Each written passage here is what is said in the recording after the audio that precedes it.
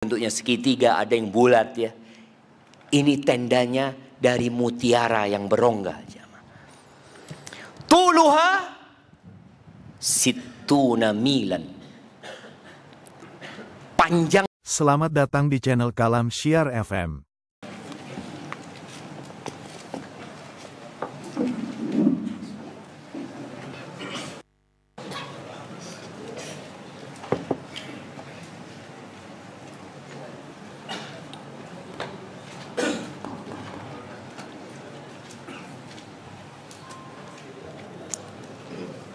Assalamualaikum warahmatullahi wabarakatuh.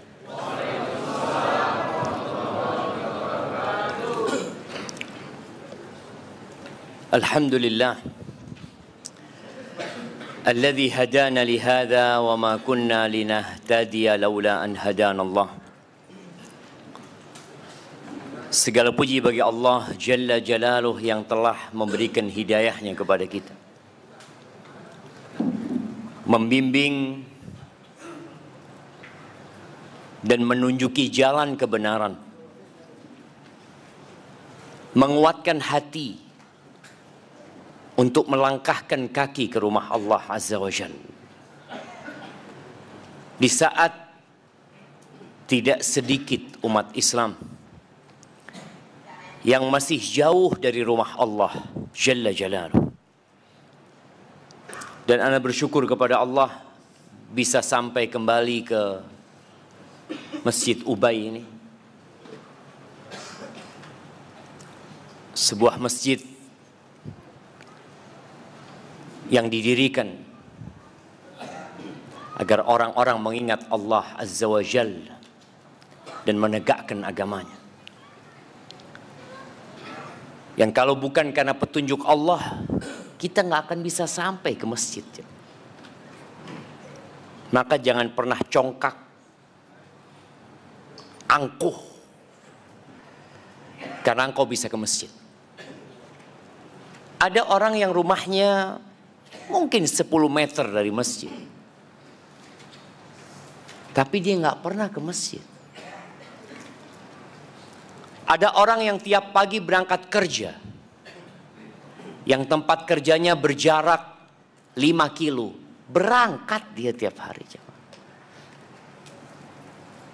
Maka hendaklah kita memuja dan memuji Allah atas nikmat yang diberikan.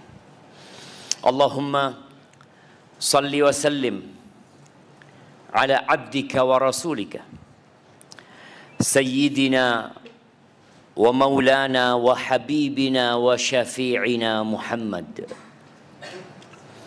Antum kalau dengar nama Nabi itu sholawat, jangan tegang itu lihat. Nabi SAW mengatakan al-bakhil. Antum kalau mau tahu orang bakhil, boleh jadi kita salah satu di antara mereka. Mungkin antum royal dengan harta dan suka berbagi, tapi al-bakhil, orang yang bakhil, alladzi idza dzukirtu 'indahu falam yusalli 'alaihi, adalah orang yang apabila namaku disebutkan di sisinya, dia nggak bersolawat kepada aku. Hari ini hari Jumat. Nah, antum dari mana antum? Dari Mulia. Bulian. Berapa jauh dari sini?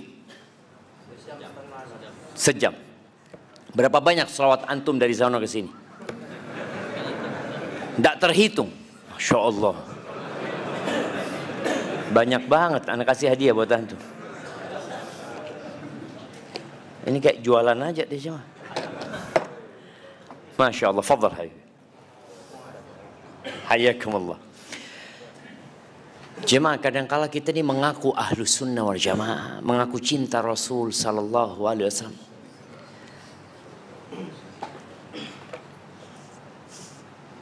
tapi buktinya itu nggak banyak gitu. Salawat aja enggak antum. Coba sering-sering antum itu di hari Jumat bermuhasabah. Kayak gini nih. Udah selesai tuh hari Jumat. Dengan tenggelamnya mentari, kita masuk tanggal berapa? Antum? Tanggal berapa malam ini? Hah? Masya Allah, tahu dari mana 17-an tuh? Hah? Barakallahu fikum, hayyakumullah. Tanggal 17 kita sudah hari Sabtu, coba. Hari yang termulia udah lewat. Dan Nabi alaihi salatu wasallam mengatakan fa'akthiru fihi minas salati alayya. Di hari Jumat tuh kalian perbanyak sholawat kepadaku. Tapi kadang-kadang biasa aja kita. Jamaah rahimakumullah. Beliau nggak butuh sholawat kita. Kita yang butuh bersolawat kepada beliau. Kenapa seperti itu? Allah udah bersolawat kepada Nabi SAW. Allah Azza wa Jalla mengatakan innallaha wa malaikatahu yusalluna 'alan nabi. Sesungguhnya Allah dan para malaikatnya itu bersolawat kepada Nabi alaihi salatu wassalam. Lalu Allah ingin mengikut sertakan orang-orang yang beriman. Lalu Allah mengatakan, ya ayyuhalladzina amanu. Wahai orang-orang yang beriman, sallu alaihi wasallimu taslima. Bersolawatlah kalian dan salamlah untuk Nabi Muhammad alaihi salatu wassalam. Untuk keluarga beliau, untuk istri-istri beliau, untuk putra-putri beliau, dan untuk seluruh sahabat Nabi. Semoga Allah meridhai kita bersama mereka. Amma ba'd, ana ucapkan jazakumullah khairan, khususnya kepada para asatidzah, para ustadz yang ada di Jambi ini, dan khususnya yang ada di Ma'had Ubay bin Ka'ab. Ubay bin Ka'ab. Ada cerita sahabat ini tentang sholawat. Siapa yang ingat?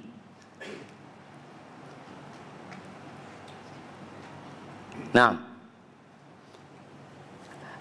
ada cerita Ubay bin Ka'ab yang berkaitan dengan sholawat. Anak kasih hadiah yang bisa jawab. Ya Allah jamaah. Nah, seharusnya ketika masuk ke sini dites orang-orang itu. Yang nggak tahu tentang Ubay bin Ka'ab, kayaknya salah masjid. Nah, siapa yang ingat?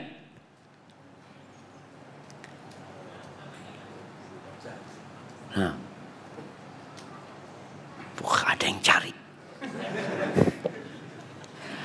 Jamaah rahimakumullah, Ubay bin Ka'ab itu yang beliau mengatakan kepada Rasul sallallahu alaihi wasallam, "Ya Rasulullah, inni ukthiru salata alaik." Aku nih ya Rasulullah banyak sekali bersalawat untukmu. Ubay bukan sedang membanggakan dirinya, tapi dia hendak bertanya, seharusnya seperti apa sih bersalawat kepadamu itu? Fakam aj'al laka min salati. Dari salawat-salawatku itu berapa? Dari doa-doaku itu berapa persen yang harus diisi salawat untukmu? Kata Nabi SAW, masyita. Terserah engkau. Kayaknya anak disuruh minum barusan. Bismillah. Masya Allah, panitia Ubay ini memuliakan ustadz ya, kasih jus kurma, kasih apa? Kapan minumnya ustadznya ini? Ada nggak tahu? Tapi bukan iklan nih kan ustadz? Berapa persen salawat yang harus doa-doaku yang isinya salawat untukmu? Terserah kata Nabi SAW. Dari 1/4, ya, 1/3, setengah, ya, 2/3 sampai akhirnya Ubay berkata kepada Nabi SAW, "Idzan aj'al laka min salati kullah."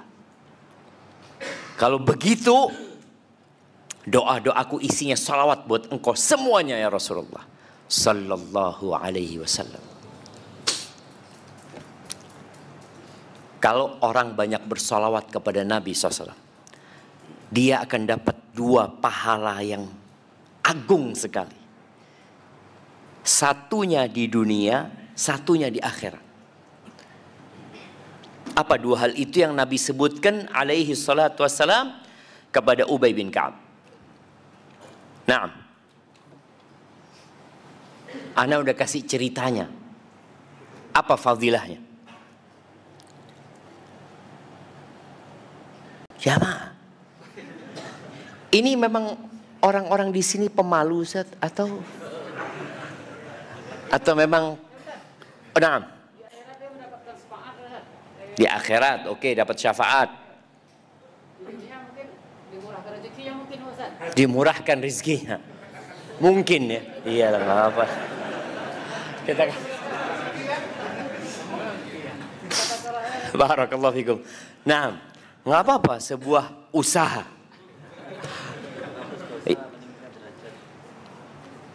Menghapuskan dosa di akhirat. Meninggikan derajat. Ya, yang menghapuskan dosa benar. Nah, itu di akhirat, Masya Allah. Iya betul cinta. Dapat apa dia? Kalau dia memperbanyak sholawat. Nah, terkabulnya doa. Sahih jemaah, apalah kasih hadiah lah, antum ambil ini. Karena masih banyak, alhamdulillah. Kasihkan buat beliau dan kepada yang di belakang sana. Nah. Iya. Iyalah mendapat pahala dan rahmat. Apa pahala dan rahmat itu? Sudah, penghapusan dosa sudah. Mendapatkan balasan sholawat. Tunggu. Mendapatkan ini talaga di akhir ini. Semuanya benar jemaah. Ini terakhir Anda tanya. Ada 2 yang Nabi sebutkan buat Ubay bin Ka'ab ya. Ini berkaitan dengan Ubay bin Ka'ab. Yang tadi antum sebutkan benar, itu pahala sholawat. Nah, urusannya dipermudah. Iyalah nggak apa-apa. Nah, mudah saja jemaah.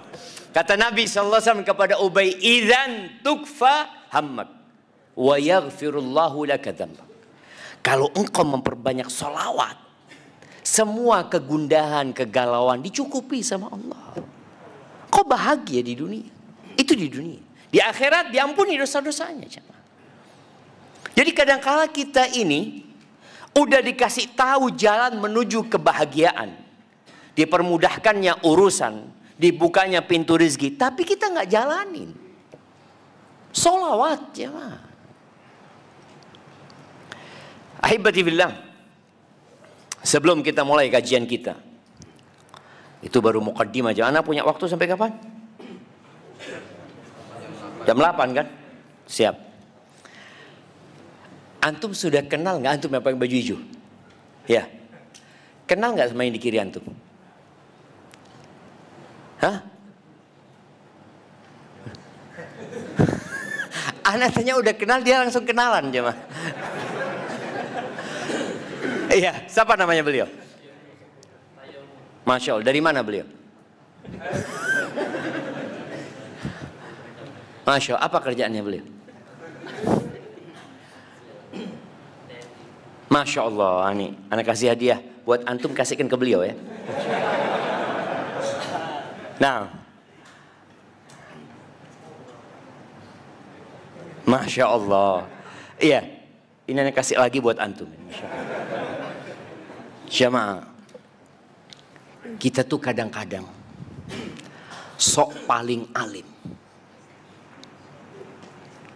Antum duduk dari tadi bersama saudara antum, nggak kenal dengan kanan antum. Kenapa? Emangnya bid'ah? Antum salaman sama dia. Kenalan bid'ah lah. Anak datang mau sholat, nggak ada urusan. Loyalty. Dan itu terjadi di setiap kajian, hampir di setiap kajian. Datang duduk dari awal sampai akhir, nggak ada kenal sama saudaranya. Nggak ada nambah saudara juga ketika dia ke masjid. Dia datang sendiri, dia pulang sendiri. Padahal di antara hikmah disyariatkannya berjamaah supaya kita berkumpul di rumah Allah ini. Bertemu dengan saudara-saudara kita. Sebagian salaf mengatakan tidak tersisa dari kenikmatan dunia ini kecuali liqaul ikhwan. Berjumpa dengan saudara-saudara. Tapi antum datang berkumpul bersama, tapi hatinya yang satu di timur, yang satu di barat. Maka anda nggak akan mulai kajian sampai antum kenal dengan yang di kanan dan di kiri antum. Nah, sampai emak-emak juga tuh, tolong kenalan dengan yang di kanan di kirinya. Fadl. Nah, kita lanjut ke gelap. Amin muslimaini yaltaqiyan, tidaklah dua orang muslim yang berjumpa. Fayatasafahan, kemudian keduanya berjabatan tangan. Illa tahatu dzunubuhuma, melainkan dosa-dosanya berguguran. Sebagaimana bergugurannya daun dari pohon ketika musim gugur. Kenapa fadilah itu kita abaikan? Kita hanya berjabatan tangan dengan orang yang kita kenal. Kita hanya menyapa orang yang kita tahu. Tapi saudara kita yang boleh jadi datang dari tempat yang jauh, kita nggak berjabatan tangan. Oke, antum nggak kenal, paling nggak berjabatan tangan, dosa-dosa digugurkan. Ketika antum sholat di sebuah masjid, selesai sholat antum pulang ketemu orang, salaman kan? Sebagian orang di luar sana mengatakan, nih orang-orang jenggot nih, nggak salaman kecuali sama yang jenggotan doang. Betul loh jemaah. Antum kalau ketemu sama-sama jenggotan, ahlan, insyaallah. Nggak jenggotan, beda. Beda apanya? Beda alirannya. Astaghfirullahaladzim. Innamal mu'minuna ikhwah.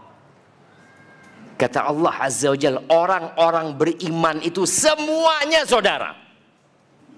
Semuanya saudara. Al-muslim akhul muslim.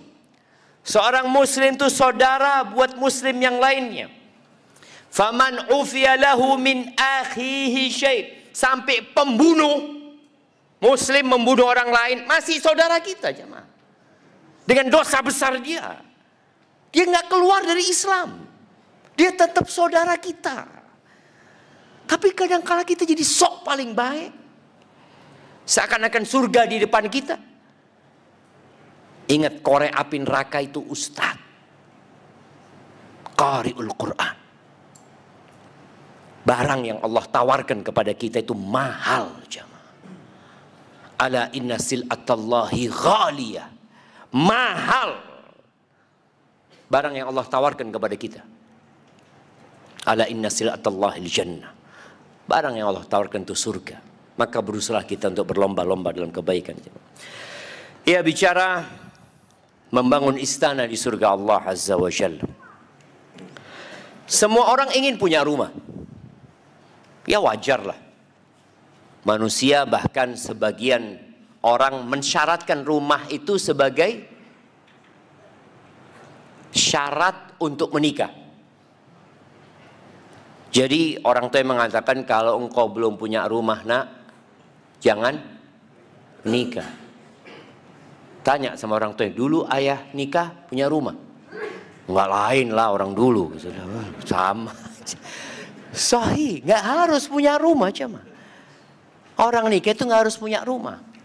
Tapi dia harus menempatkan istrinya di rumah.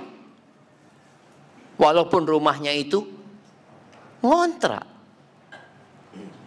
Walaupun rumahnya itu sewa. Tapi semua orang punya angan-angan ya. Karena ya rumah itu untuk tempat berteduh. Dari terik mentari dan dari hujan. Tempat untuk memadu cinta dan kasih. Tempat untuk membesarkan dan merawat anak-anak kita. Semua butuh dengan rumah.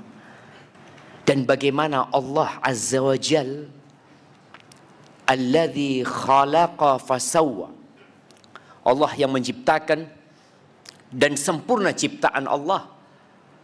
Allah juga walladzi qaddara fahada, yang telah menentukan takdir dan memberikan petunjuk.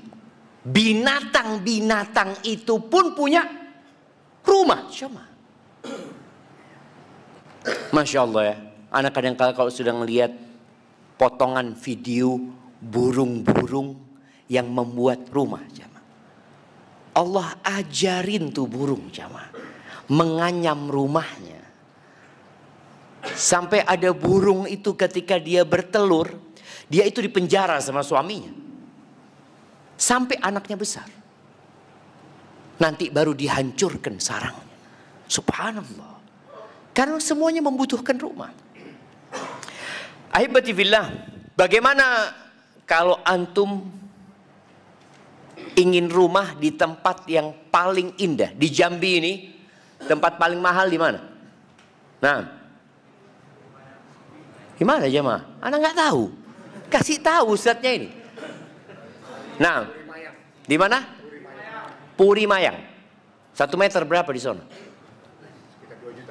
2 juta.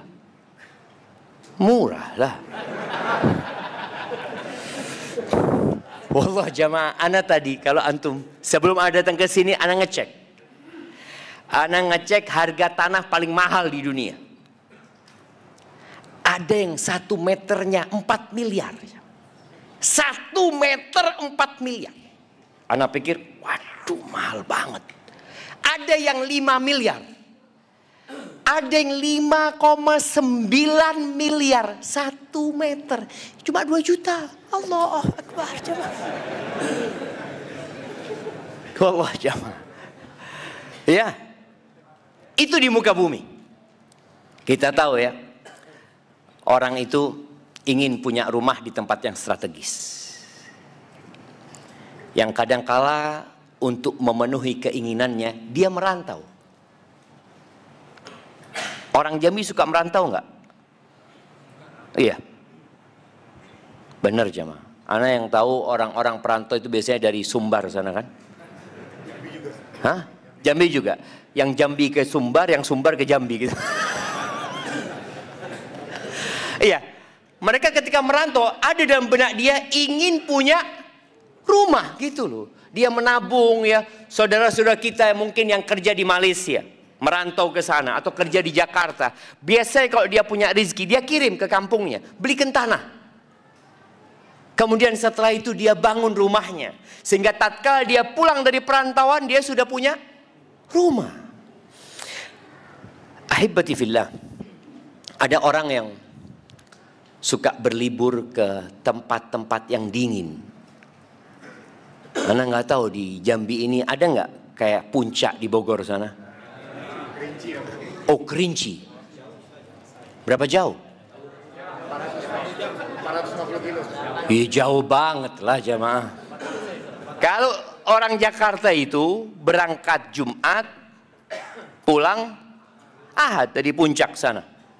Tapi sepertinya sama juga seperti ke Kerinci karena macetnya berjam-jam juga ke sana. Antum bisa bayangin orang itu mau macet berjam-jam hanya untuk bermalam beberapa malam. Dia mau. Tadi yang Kerinci umpamanya, meninggalkan rumahnya, naik mobil jauh jamaah, tapi dia lakukan. Bahkan sebagian mungkin ada yang ingin punya villa di sana. Melakukan itu karena ingin merasakan kenikmatan. Ahibati fillah. Tapi semua yang dibangun oleh manusia di muka bumi ini akan ditinggalkan. Cepat atau lambat. Antum lihat tuh rumah yang paling mahal di sini tadi yang tanahnya 1 meternya 2 juta umpamanya. Ketika sampai waktu pemilik rumah itu habis, dia dibawa kemana? Dia dikeluarkan dari rumah itu. Sama istrinya kalau itu suami yang dia cintai, yang sudah merantau sampai bisa punya rumah besar. Apa yang dilakukan istrinya? Cepat bapak dimandikan. Mandikan. Kafani. Terus bawa keluar sudah bapaknya. Dibawa keluar. anak yang dibesarkan dengan jerih payah dan keringat sang ayah itu tega membawa ayahnya. Diletakkan di tempat yang sempit 1 kali 2. Diinjak-injak di sana. Kira-kira anak itu bertahan di kuburan berapa lama? Nah, ada yang 2 hari di sana? Seperti waktu ke villa di Kerinci. Nggak ada. Bahkan anaknya udah capek ngurusin jenazah bapaknya. Maka dikuburkan. Mungkin 5 menit, 10 menit, 1 jam mungkin terlaknat itu. Illa zikrullah wa mawala. Mengingat Allah. Berzikir kepada Allah. Ketaatan kepada Allah. Kita duduk di majelis ilmu ini sekarang nggak terlaknat. Kalau manusia yang tidak terlaknat di muka bumi ada 2. Ada 2. Siapa mereka? Yang duduk di pengajian. Ya.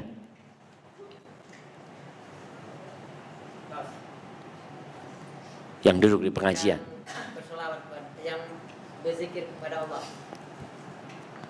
Iya, nggak apa-apa sudah. Kasih. Masya Allah, barakallahu fikum. Hayyakumullah. Iya.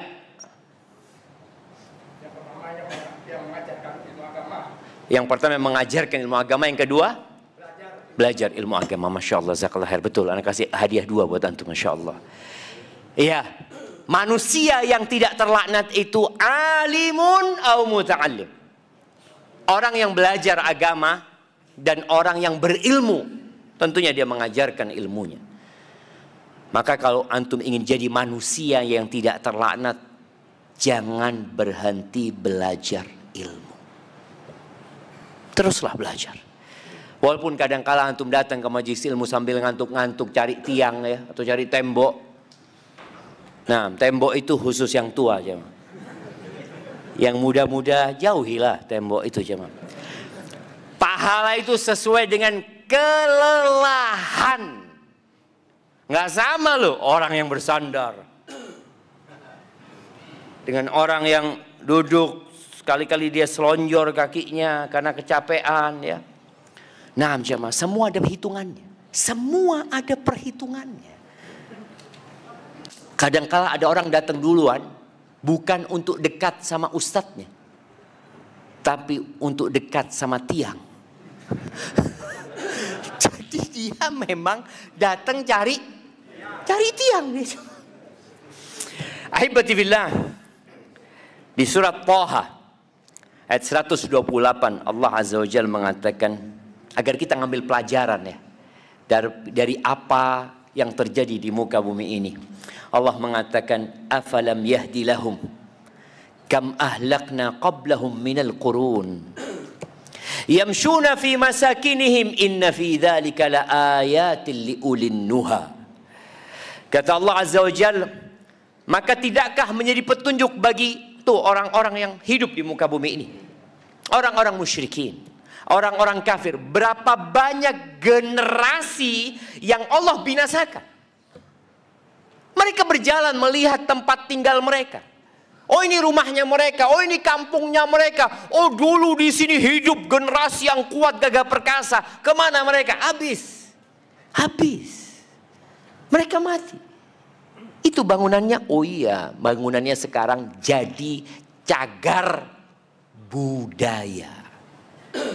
Sebagian perkampungan orang-orang itu jadi apa di UNESCO sana ya? Jadi tempat yang dilindungi. Dari situs bersejarah tadi yang dilindungi. Seharusnya kita ambil pelajaran. Kemana orang-orang yang bangun tempat ini? Di Arab Saudi sana. Ada tempat yang namanya Madain Soleh. Negerinya. Kaumnya Nabi Soleh. Nabi ketika melewatin tempat itu, beliau mengatakan kepada para sahabat, nggak ada yang masuk tempat itu kecuali nangis. Ketika lewat beliau cepat-cepat. Kenapa? Disambil pelajaran, ini tempat di mana manusia yang gagah perkasa, yang kuat Allah binasakan. Di negeri kita Ada kejadian-kejadian besar seperti tsunami di Aceh. Berapa banyak yang mati waktu itu jemaah? Berapa? 100.000 lebih. Ada yang menyebutkan sampai 250.000. Di Palu ketika terjadi gempa, ketika bumi bergerak memindah rumah warga, ketika satu kampung ambles, Ana datang ke tempat itu jemaah. Itu satu kampung ditelan bumi jemaah. Jadi tanahnya itu jatuh. Ana lupa 6 meter apa jatuhnya jemaah. Hilang jemaah. Rumah, mobil, kulkas, apa saja. Dan waktunya maghrib.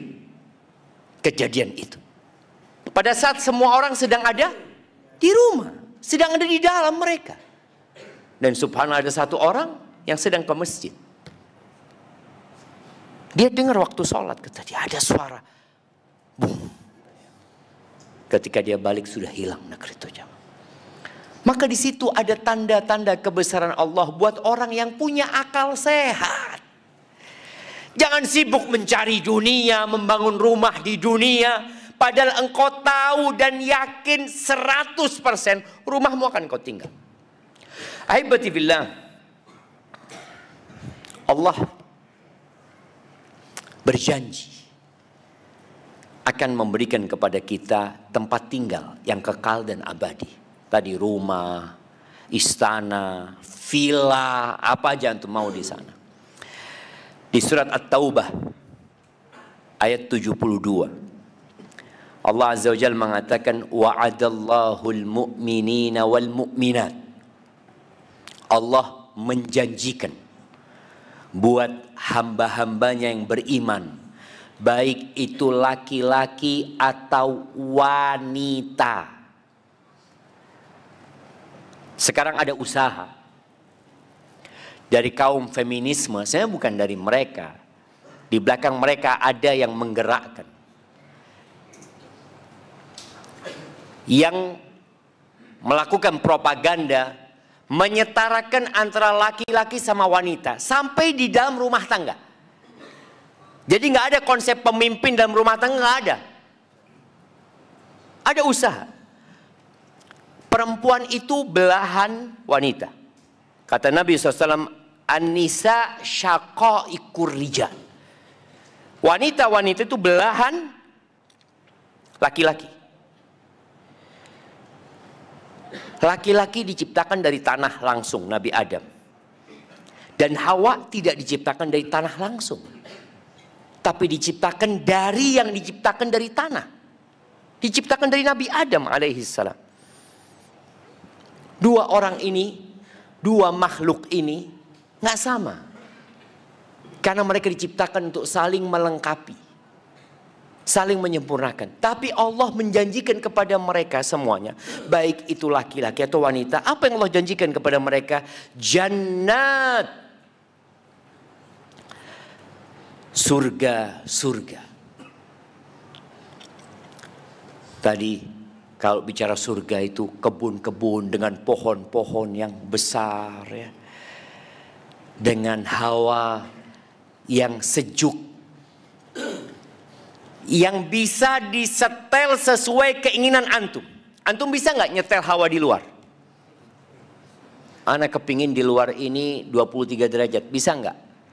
Di surga bisa. Antum maunya, ana maunya 23,5. 23,5. Ana maunya 24. 24. Di dunia kita hanya bisa menyetel suhu di mana? Di dalam ruangan. Kita setel. Tahu-tahu mati listrik. Kita tadi kita setel berapa nih? Berapa? 23? 18. Jahat banget. Gimana mau 18 di sini jemaah? 18 kayak gini keringetan kita jemaah. Nggak bisa di dunia kayak gini, dunia tuh jemaah. Nggak sesuai dengan keinginan kita. Di sana sesuai dengan keinginan antum.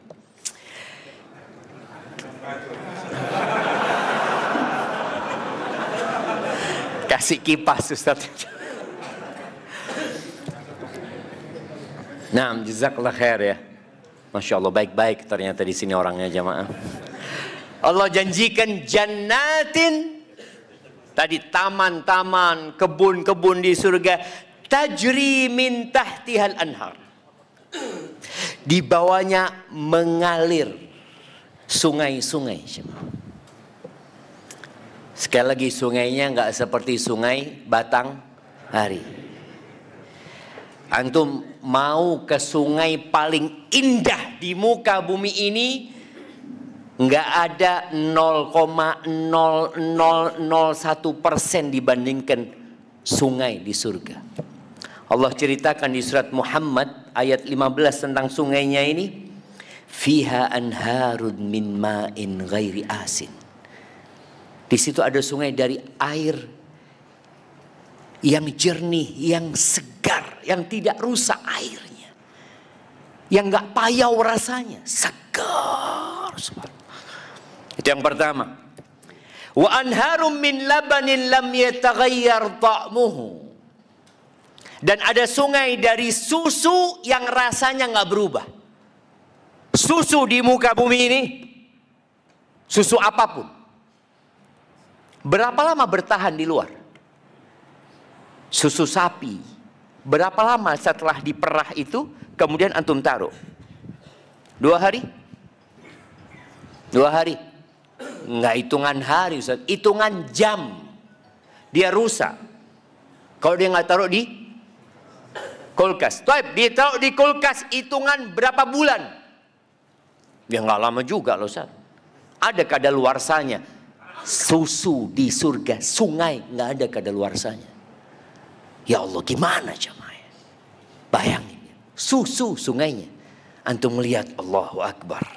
Antum mau berendam di situ, mau mandi di situ, mau minum dari susu sungainya. Yang ketiga kata Allah Azza wa Jal, wa anharun min khamrin ladzatin lisyaribin. Dan di situ sungainya dari khamr. Dari khamr. Khamr itu apa bahasanya? Arak. Arak ya, minuman keras itu. Ladzatin lisyaribin. Yang enak diminum rasanya, lezat buat orang-orang yang mau minum. Sungainya dari itu jemaah. Di mana kita dapat sungai seperti itu di dunia? Nggak ada lah Ustaz. Kemudian yang terakhir, wa anharun min asalin musaffa. Dan ada sungai dari madu yang sudah dibersihkan jamaah. Itu sungai-sungai di surga. Gimana antum tinggal di rumah yang di depannya, di bawahnya, di belakangnya mengalir tuh sungai-sungai itu jamaah. Dan kembali kepada surat Taubat ayat 72 tadi. Setelah Allah mengatakan tajri min tahtihal anhar, mengalir di bawah-bawah mereka sungai-sungai, kata Allah, khalidina fiha. Engkau di situ bukan 3 hari 3 malam. Bukan 7 hari 7 malam. Bukan sebulan. Orang tuh kalau di villa berapa lama sih Mas? Di muka bumi ini, orang kalau berangkat ke villa berapa lama dia? Paling banyak berapa? 10 hari, lama, udah bosen dia. Dia harus kembali ke bawah untuk bekerja. Dia harus melanjutkan kehidupan ini karena dia tahu nggak mungkin lah anak tinggal di villa terus. Kenapa anak masih kerja? Anak tinggalkan pekerjaan anak. Anak ke villa itu hanya untuk istirahat, santai, sehari 2 hari.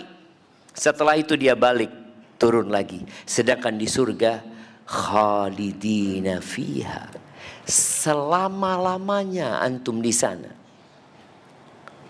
Nggak bosen Ustaz ya, nggak ada bosen di sana. Karena di surga itu nggak ada toilet jemaah, nggak ada. Tadi yang pada izin kajian izin, mau kemana mereka? Toilet. Anak dari tadi nunggu Ustaz, nggak, surga nggak ada toilet.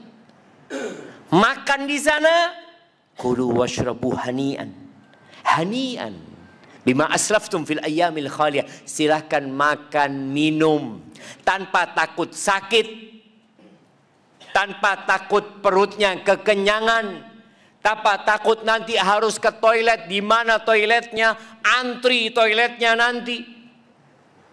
Orang ketika iktikaf di masjid, habis subuh kemana dia? Toilet. Iya, itu di dunia. Di sana kekal selama-lamanya, tidak ada kejenuhan karena semuanya dinamis seperti yang antum inginkan. Kita nggak bisa di dunia seperti yang kita inginkan. Terus kata Allah, wa masakina thayyibatan fi jannati adn. Di situ ada tempat tinggal yang indah, yang enak. Di surga tempat tinggal, bukan tempat hanya sementara, enggak. Antum tinggal di sananya.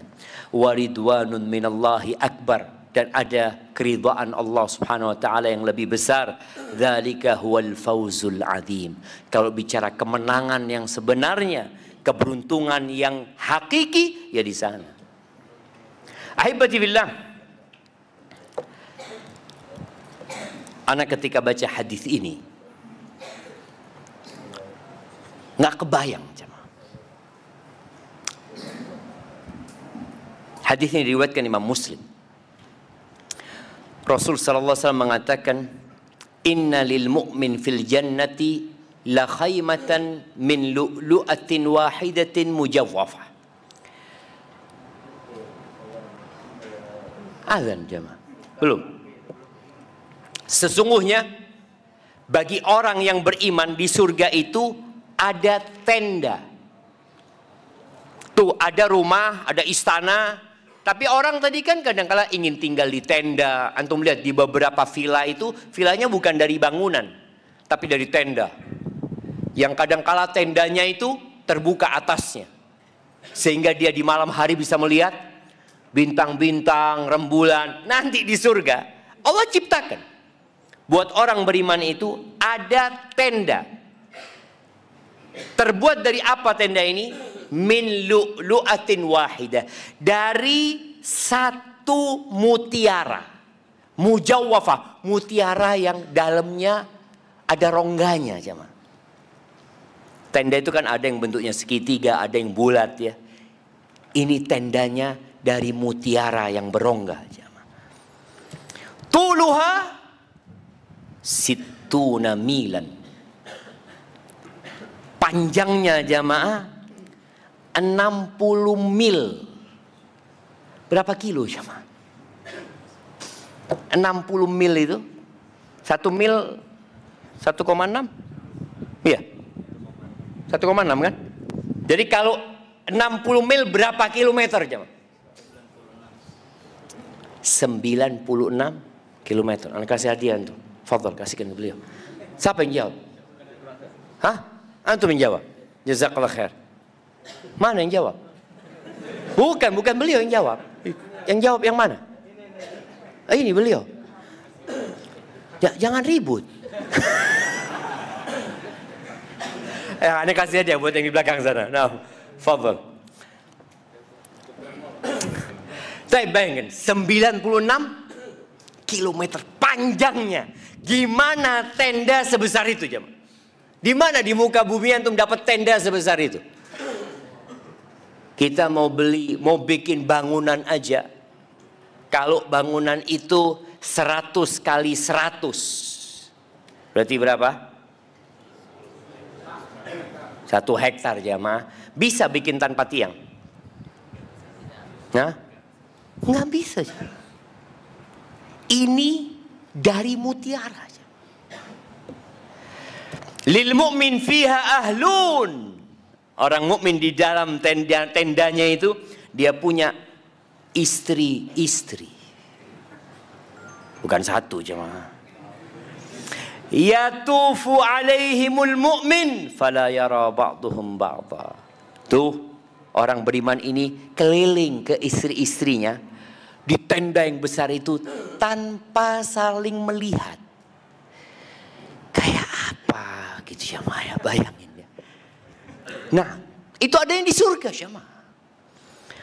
Kemudian di hadis yang diriwayatkan Imam Bukhari dan Muslim, Nabi SAW mengatakan, inna ahlal jannah la yatara'awna ahlal ghuraf min fawqihim. Sesungguhnya penduduk surga itu melihat-lihat pemilik kamar-kamar di atas. Ghurfa itu ada kamar di atas ya. Kita kadang-kadang kalau ngelihat kamar-kamar yang di gunung, villa-villa ya, kalau kita dari bawah terus ngelihat di atas itu tinggi kamar-kamarnya itu kan ya. Atau kalau dari atas ngelihat ke bawah, melihat kota Jambi umpamanya, Allah terang di malam hari itu. Ini penghuni surga melihat orang-orang yang punya kamar-kamar tinggi itu ya. Seperti apa mereka melihatnya? Kama tara'aunal kawkabad durri al-ghabira fil ufuq minal masyriqi awil maghrib. Sebagaimana kalian melihat bintang-bintang gemerlapan di langit dari timur atau barat. Subhanallah jemaah. Wallahu a'lam. Kadangkala anak ngomong sama anak-anak ketika anak berangkat ke masjid waktu subuh. Surga Allah itu seluas langit dan bumi. Boleh jadi bintang-bintang itu jadi tempat tinggal orang-orang beriman. Yang sekarang Elon Musk berpikir mau bikin pemukiman di mana? Di Mars sana. Nanti di akhirat itu jadi bagian dari surga Allah subhanahu wa ta'ala. Maka Nabi SAW mengatakan, kalian melihat pemilik kamar-kamar itu atau kamar-kamar mereka itu seperti melihat bintang-bintang itu. Litafadu lima bainahum. Karena kedudukan mereka berbeda-beda. Bintang itu kan ada yang lebih tinggi dari satu dengan yang lainnya. Qalu ya Rasulullah. Sahabat dengar itu langsung mengatakan, wahai Rasulullah alaikas salatu wassalam ya Rasulullah. Tilka manazilul anbiya la yablughuha ghairuhum. Itu sepertinya kedudukan para nabi. Nggak ada orang lain yang bisa sampai ke tempat-tempat itu. Kalau lihat bintang-bintang, gimana bisa di sana ya, Pak? Jannatun arduhas samawati wal ard. Surga yang luasnya seluas langit dan bumi. Apa kata Nabi SAW? Bala. Walladhi nafsi biadihi. Enggak. Bukan hanya untuk para nabi itu, kata dia. Demi yang jiwaku berada di tangannya, rijalun amanu billah. Itu tempat bagi orang-orang yang beriman kepada Allah. Wasaddaqul mursalin. Dan membenarkan utusan Allah subhanahu wa ta'ala. Taib. Istrinya Fir'aun. Udah masuk waktu sholat. Taib ya, kita sholat dulu kalau gitu. Nah, kita sholat dulu, dengarkan azan, kemudian sholat, lalu kita lanjutkan.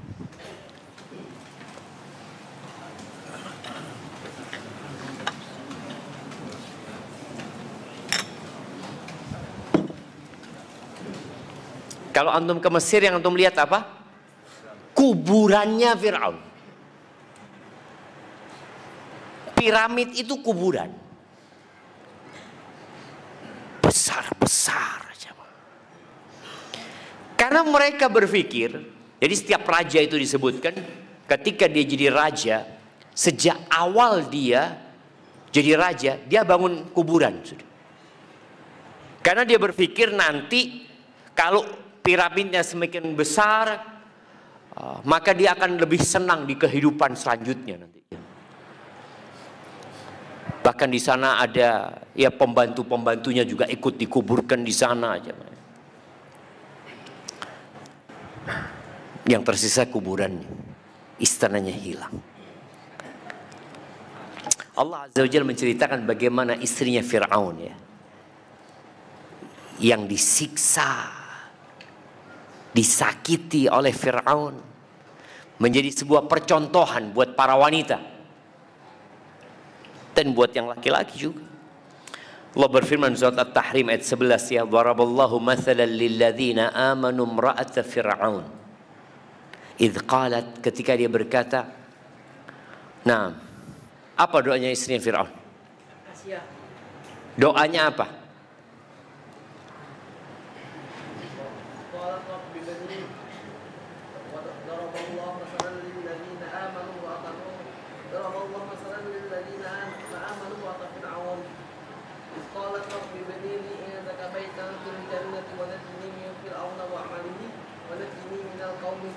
Masya Allah, barakallahu fikum. Antum sekolah di mana? At-Taufiq. Semoga Allah kasih taufik sama antum. Barakallahu fikum. Ana mau kasih hadiah. Masya Allah, ini kasih hadiah ini tadi jamaah. Mudah-mudahan dibangun ke rumah di surga buat antum. Pastikan ke beliau.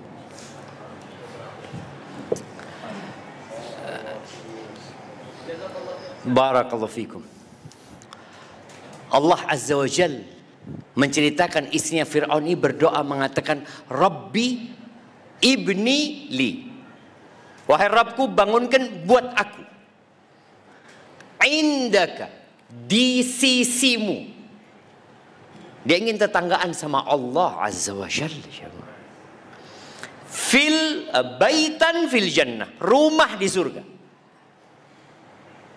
Dia siap meninggalkan semua kenikmatan dunia.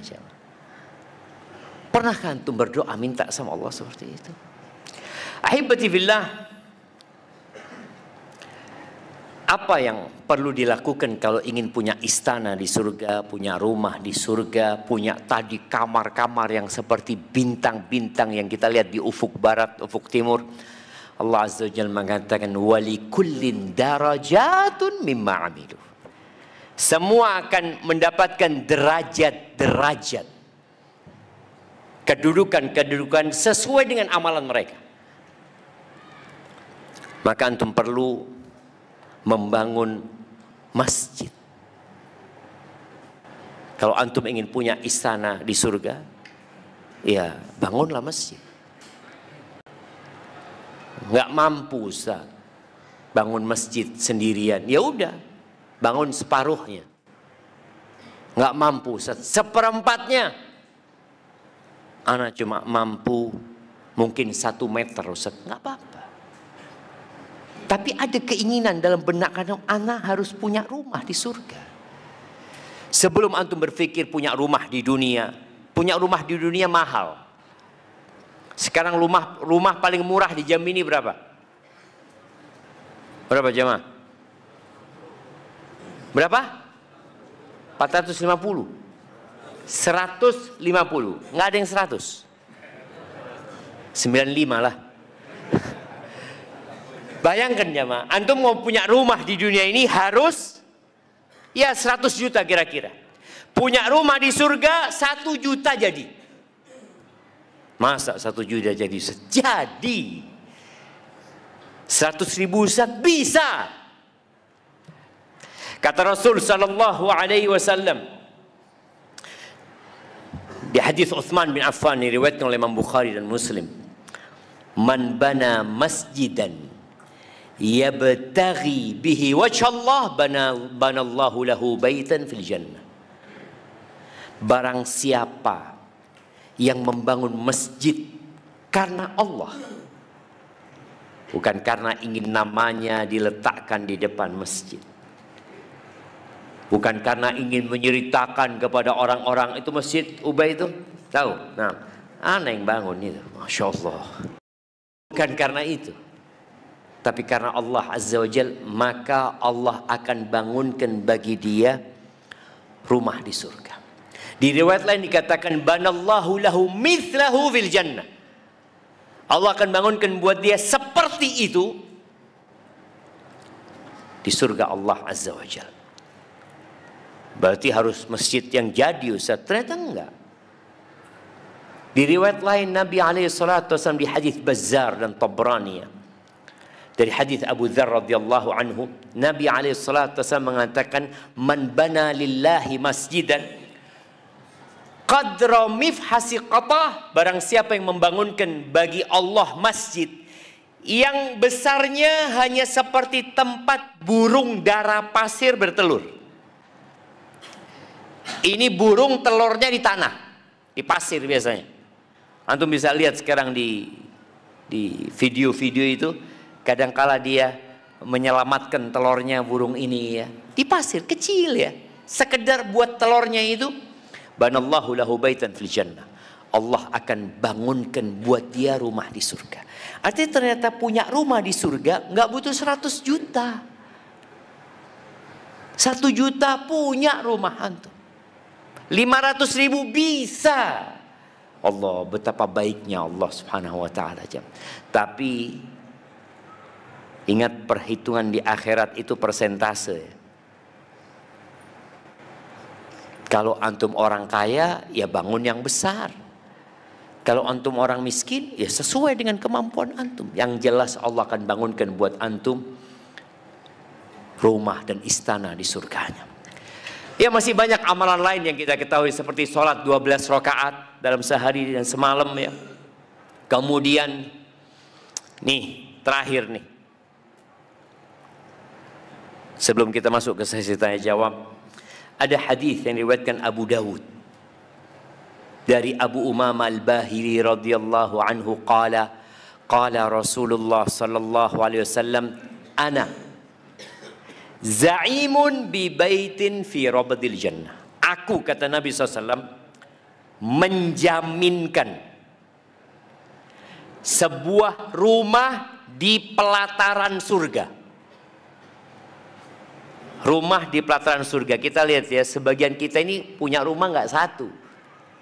Punya rumah di Kerinci, punya rumah di Puncak, punya apartemen di Jakarta, atau di mana-mana dia punya rumah.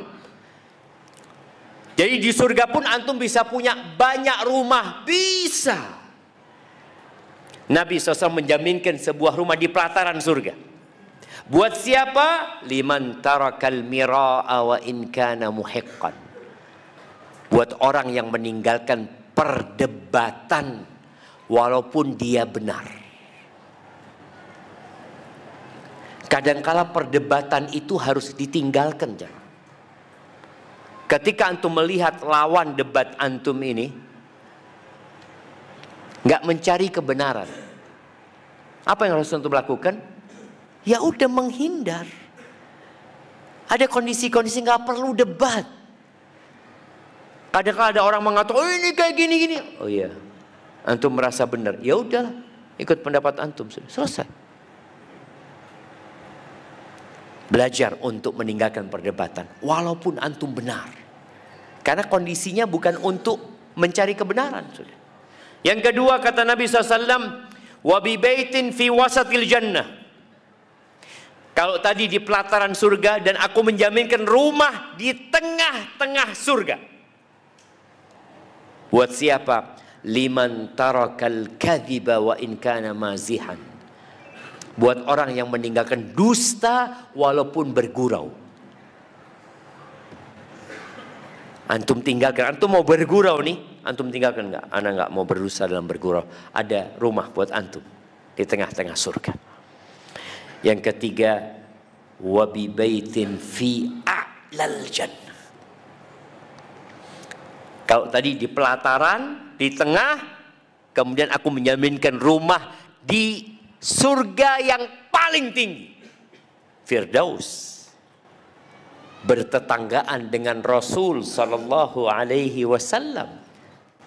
Buat siapa? Liman hasuna khuluquhu, buat yang akhlaknya baik. Ingat, ukuran, tolok ukur standar orang imannya itu sempurna bukan banyaknya hafalan Qur'annya. Bukan. Kata Nabi SAW, akmalul mu'minina imanan, orang mukmin yang paling sempurna imannya siapa? Nah, akmalul mu'minina imanan ahsanuhum khuluqan, adalah orang yang paling baik akhlaknya. Maka semoga kita bisa menjadi orang yang memiliki banyak rumah di surga Allah Subhanahu wa taala, tapi tentunya perlu perjuangan, jemaah. Perlu perjuangan. Baik.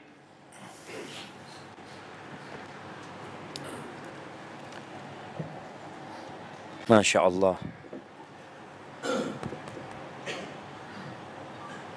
Bismillah. Bismillah. Hah?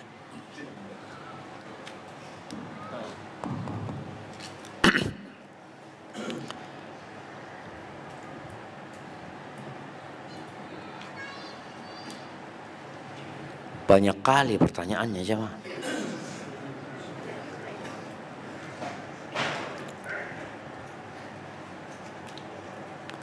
Bismillah, izin bertanya Ustaz. Ana ada masalah dengan mertua ana. Bahkan qadarullah sampai ana memotong jenggot. Karena mertua tidak suka dengan jenggot ana. Antum nikah sama siapa? Dan dari awal ana banyak salah dengan mertua. Ana yang awam, ana memilih mudarat yang lebih kecil. Bahkan istri ana hampir mau diusir dari rumah kalau ana tidak memotong jenggot. Jazakumullah khair. Ya jemaah, hidup ini ujian. Ana ingat seorang anak bersama suaminya. Dia menjumpai orang tuanya. Orang tuanya ini dosen. Yang satu doktor, yang satu master ya. Dua-duanya dosen. Nih anak dan menantunya udah mulai dia belajar. Yang dulunya nggak pakai jilbab, akhirnya pakai jilbab ya. Yang suaminya ini, ya tadi pakai jenggot ya. Dia subhanallah datang. Apa kata orang tuanya? Mulai saat ini kalian nggak perlu lagi datang ke rumah kita. Diusir saja. Maka perlu sabar. Dan antum sampaikan ke mertua, minta maaf, ana masih belajar. Kalau memang ana pakai jenggot ini salah, ana akan potong jenggot ana. Tapi minta alasannya kenapa. Kalau hidup ini ya suka nggak suka sesuai dengan hawa nafsu kita, ya rusak dunia ini jemaah. Aturan siapa yang dipakai? Maka antum sampaikan kepada mertua tadi, kalau antum punya banyak salah, minta maaf, tunjukkan akhlak yang mulia, hargain mertua antum, muliakan dia. Tapi ketika diminta untuk potong jenggot, minta maaf. Kalau memang diperintahkan memotong jenggot, ana potong jenggot. Muslim itu makan pun karena perintah, berhenti makan karena perintah. Kenapa kemarin kita hari raya tanggal 11, tanggal 12, tanggal 13 kita nggak puasa, kenapa? Karena nggak boleh. Kita hidup aturan, jemaah. Maka tadi antum berbuat baik sama mertua, minta maaf. Kalau terakhir antum diusir, yang minta maaf berangkat. Alhamdulillah yang ngasih rezeki antum bukan mertua. Yang ngasih rezeki antum adalah Allah Azza wa Jalla. Karena kalau orang dengan kekuasaannya berpikir bisa mengatur orang lain, enggak jemaah.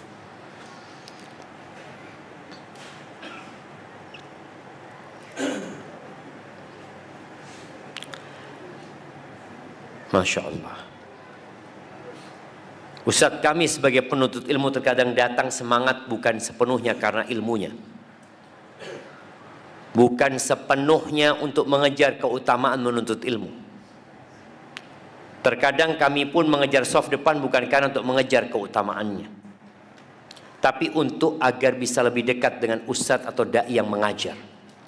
Itu termasuk disunnahkan. Mendekati ustadznya itu disunnahkan. Jadi ketika antum anak datang supaya dekat sama ustadznya, nggak apa-apa.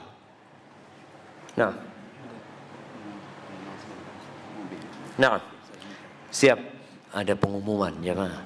Ada yang mau bagi-bagi mobil, alhamdulillah. Kepada ikhwah yang pemilik mobil dengan nomor plat BH 1108 Haji, mohon disedekahkan. digeser BH 1108 Haji, karena mobil yang di belakang mau keluar, anaknya lagi sakit. Insyaallah. Mohon yang pemilik mobil tersebut. Mobil apa itu? Mobil Karimun. Oh. Ya, Karimun BH 1108 Haji, mohon digeser. Syukran. Masya Allah, barakallahu fiik. Baik. Ini disebutkan tapi untuk agar bisa dekat dengan ustadz atau dai yang mengajar, agar dapat melihat dengan jelas atau mungkin merekam dengan jelas. Mungkin juga untuk mengajar apa ini? HP-nya. Apakah itu menjadikan kami terjerumus ke dalam kesyirikan tanpa kami sadari. Jamaah rahimakumullah. Yang pertama, niat menuntut ilmu itu adalah niat untuk mengangkat kebodohan dari diri kita. Yang kedua, niat untuk mengamalkan ilmu tersebut. Yang ketiga, mengajarkan kepada orang lain. Memang di antara adab penuntut ilmu itu mendekat ke ustadznya. Karena kadangkala di beberapa majelis itu jamaahnya nggak banyak. Itu jamaahnya di pojok sana, di pojok sana. Sunnahnya dekat sama ustadznya. Makanya ketika Nabi SAW lagi kajian, nyampaikan kepada para sahabat, itu ada 3 orang datang. Yang satu orang melihat ada tempat kosong, maka dia tempatin di depan itu. Yang satu malu, kemudian dia duduk di belakang. Padahal ada tempat yang di depannya. Yang satu pergi. Maka Nabi SAW menjelaskan tentang 3 orang ini. Yang pertama itu, dia mendekat. Maka Allah akan mendekat kepada dia dan memberikan perlindungan kepada dia. Semakin dia dekat. Kemudian yang kedua malu, nggak berani maju. Ya Allah pun malu sama dia. Kemudian yang 3 berpaling, Allah pun berpaling dari dirinya. Maka dianjurkan ketika khutbah Jumat itu disebutkan dalam hadis, "Tsumma dana minal imam." Dia mendekati khatibnya. Dekat untuk melihat, memandang kepada khatibnya, itu dianjurkan. Maka usahakan ketika antum datang ke masjid mendekat. Dengan niatan tadi menjalankan sunnah Nabi SAW, ya dekat sama ustadznya, ngelihat ustadznya biar lebih konsentrasi. Karena kalau jauh kadang-kala sibuk dengan handphonenya, tapi kalau di depan mau pegang handphone malu karena banyak orang ya. Alhamdulillah. Jadi seperti itu. Ingat niatnya tetap dijaga ya.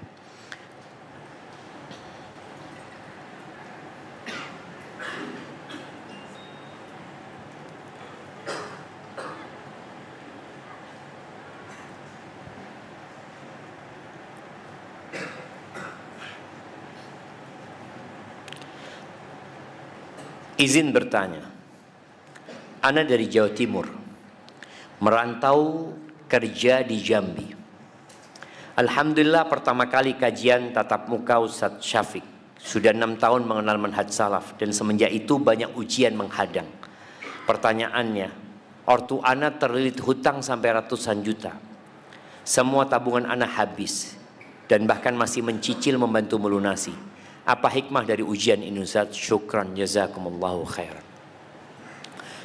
Yang pertama buat teman-teman ya yang membantu orang lain yang terlilit hutang, orang tuanya, kerabatnya. Tolong sebelum antum melunasi atau membantu melunasi, antum kasih penjelasan kepada orang yang mau antum bantu agar dia bertobat kepada Allah Azza wa Jalla. Agar dia tahu kalau dosa, kalau utangnya riba ya, kalau utangnya riba. Agar dia tahu bahwa dia sedang mengumumkan perang sama Allah Azza wa Jalla. Sehingga ketika dia bertobat, insya Allah antum bantu, Allah mudahkan urusannya. Tapi kalau orang itu tidak merasa berbuat dosa, maka ini permasalahan yang besar. Antum mau lunasi, dia akan utang lagi. Dan itu banyak terjadi di masyarakat. Bahkan tidak sedikit di masyarakat yang menganggap utang riba itu nggak dosa. Bahkan dia kerja di tempat riba. Ketika dia mau keluar, orang tuanya nggak mau. Kok udah posisi enak, kok tinggalkan. Belajar apa engkau? Aliran sesat itu. Iya cuma. Itu banyak terjadi di masyarakat. Maka tolong antum bantu orang tua untuk keluar dari dosa dan keluar dari hutang. Kalau bicara apa hikmahnya? Hikmahnya besar sekali.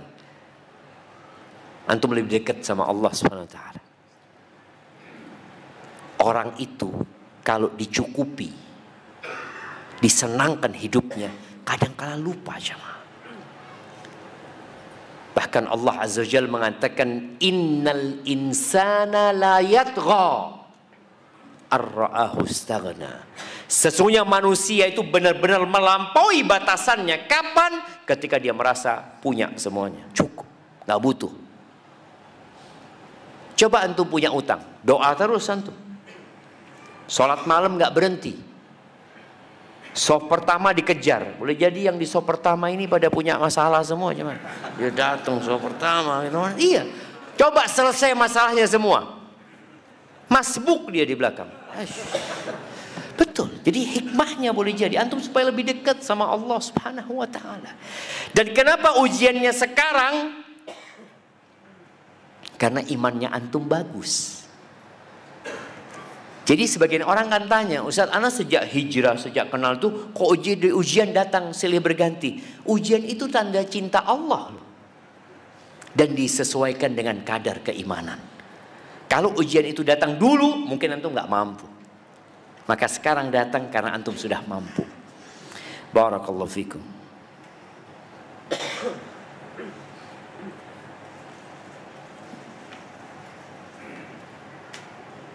Ustaz, untuk mendapat surga di dunia, untuk mendapatkan surga di dunia begitu sulit.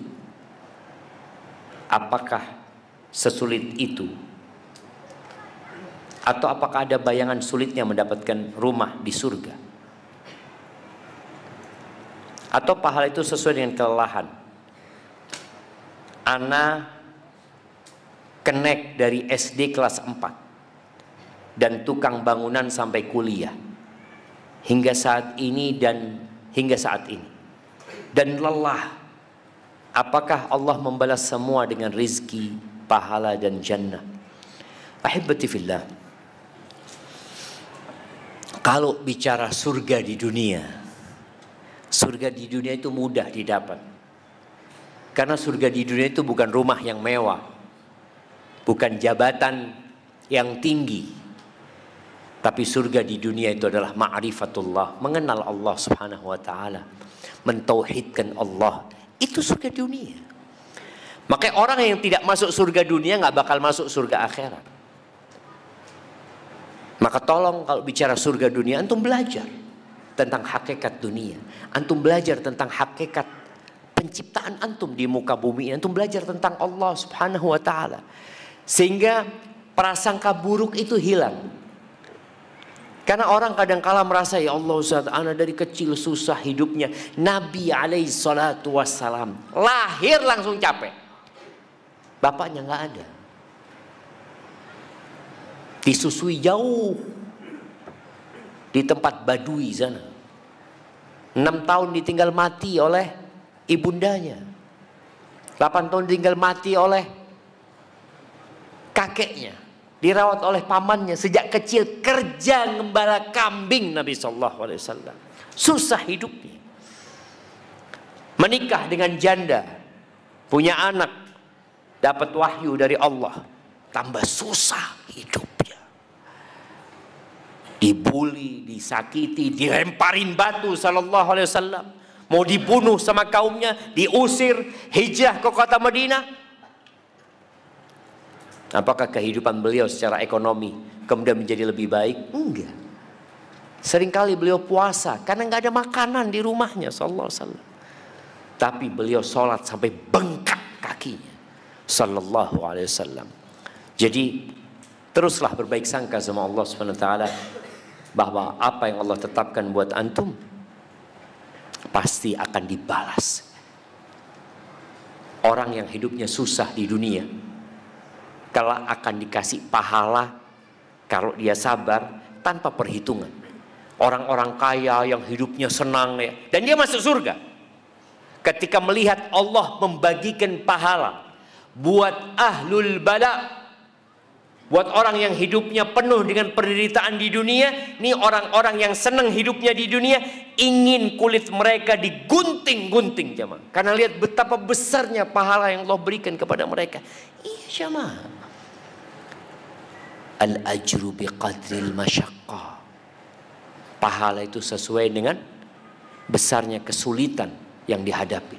Maka yang orang kaya, orang yang senang hidupnya, tolong banyak berbagi dengan hartanya. Semoga bisa mencapai itu pahala orang-orang yang bersabar nantinya atas musibah yang menimpa dia. Dan kayaknya ini pertanyaan terakhir. Ya Ustaz ya, ana diliatin terus sama Ustaz tadi.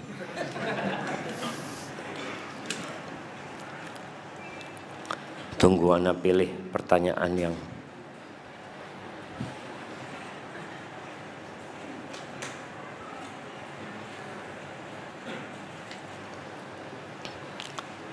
Ustaz, anak izin bertanya. Susah kayaknya orang jemaah. Saya ada menitipkan uang kepada siapa dia tidak sebutkan, yang rencana untuk menikah, tetapi qadarullah tidak jadi. Tapi uang ana malah digunakan tanpa seizin dan sepengetahuan ana. Di sini ternyata ikut campur orang tua dari akhwat. Oh, titipnya sama orang tua akhwatnya jemaah. Dan uang itu dikembalikan beberapa dengan surat perjanjian. Ana tidak ikhlas Ustaz. Karena itu tidak ada izin ana dan tanpa sepengetahuan ana. Ana dizalimi Ustaz. Yang menggunakannya orang juga ngaji Ustaz. Apakah ini bisa masuk ke dalam hutang dan ana bisa menuntut di akhirat? Iya jemaah, kalau bicara uang yang kita titipkan itu amanah.